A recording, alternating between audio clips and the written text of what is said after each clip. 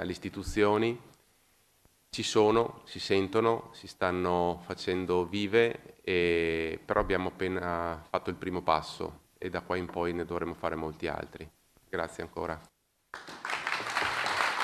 A una decina di giorni dall'approvazione all'unanimità della legge che istituisce in Veneto l'Osservatorio regionale contro la violenza sulle donne, Gino Cecchettin ne è stato nominato ufficialmente presidente onorario.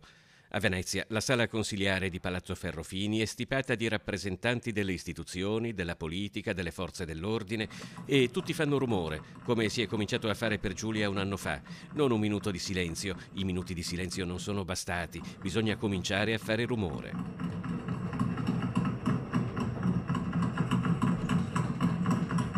Gino Cecchettin siede al centro dei posti usualmente riservati agli assessori e al presidente della giunta regionale. Davanti a lui una poltrona rossa e una rosa bianca e il volto sorridente di Giulia. Dal suo dramma è partita una mobilitazione che si è estesa a tutta Italia. C'è più consapevolezza verso questo tipo di tematica, verso la violenza di genere, e il parlarne ha fatto sì che il problema venga a galla, ci sia più consapevolezza da parte di tutti, anche delle istituzioni. Questi però sono anche i giorni in cui a Venezia si celebra il processo a Filippo Turetta. Dopo l'arringa della difesa, Cecchettin si è sfogato sui social, sostenendo che nell'esercizio di questo diritto sarebbe importante mantenersi entro un certo limite dettato dal buonsenso e dal rispetto umano. Travalicarlo rischia di aumentare il dolore dei familiari della vittima. C'è stato un momento in cui mi sono sentito particolarmente offeso, addolorato, ecco. E su quel post penso sia scritto tutto. È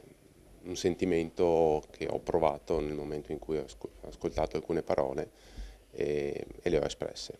Mi fermerei qui però. La sentenza del processo Turetta è prevista il 3 dicembre. L'accusa ha chiesto l'ergastolo. Non è che una pena mi dia più sollievo o meno, quindi io porterò questo peso fino all'ultimo dei miei giorni e lo dirò sempre.